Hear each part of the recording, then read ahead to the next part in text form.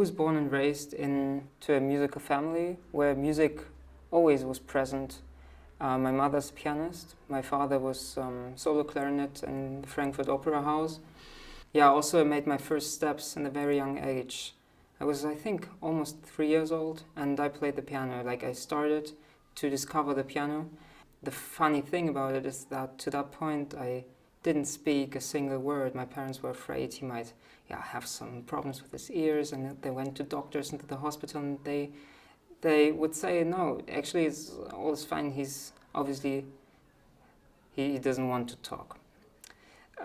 So yeah, my first, can I say, like, kind of expressions were on the piano, like very improvisingly trying to discover the piano. Yeah, then shortly after I also started to say something. I do love architecture. I love Japanese food. I like cats. I like whiskey and coffee and beer and traveling. But all these things, they come together with what I'm actually doing. And playing the piano is not only in a musical way a very universal thing for me. I especially like futuristic architecture, like this very modern way, which is also in a way distanced, is very interesting. Some musicians say while playing music or listening to music they see colors and shadows and so on, but for me is more, even though I'm coming from a very like sound way when I'm playing music, the actual thing I'm exploring is more from a structural side, and I'm more seeing forms and architecture in front of my eyes when playing music. Kronberg Academy is a special place where you can share so many things, which is not only about music, but also about encounters, which probably wouldn't happen elsewhere. It's a big inspiration for me as a pianist to have so many amazing string players around, because I always loved chamber music.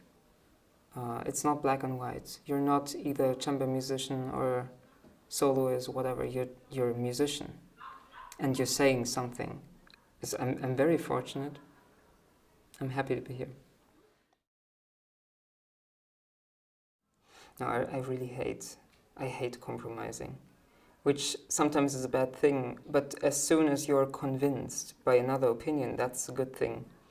But to compromise, especially in art, in music, is something you shouldn't do, because why would you do that? A compromise never is something natural. As a musician, as an artist, you should definitely follow your vision without, of course, ignoring other opinions. But as soon as you feel you're making a compromise, it's not the right way. I'm sometimes thinking about this goal. Is it really to entertain people? I don't think so. Also, my main problem over the last years has been that an audience is coming to a concert and they expect just to be entertained. But I think there can be much more. We're also going to the theater or to a cinema and we're watching a movie which is terribly sad or cruel. And there is no happy end at all, and that's fine. But people still go to classical concerts and they think, oh, it should be nice in the end. Like, it's no spa. It's it can be very dark without any solution. And also I think concert programs should, in a way, dare to be more from this dark side and a bit more challenging, because we can do it. The human being is able to discover all these things and enjoy in the end.